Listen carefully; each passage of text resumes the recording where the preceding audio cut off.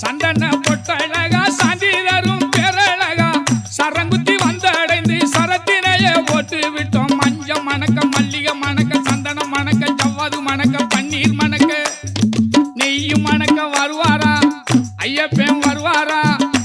அவன் வருவாரா வர மாட்டாரா? அந்த வாவரை கேளுங்க. ஐயப்பன் வருவாரா தர மாட்டாரா? அவன் தயவை கேளுங்க.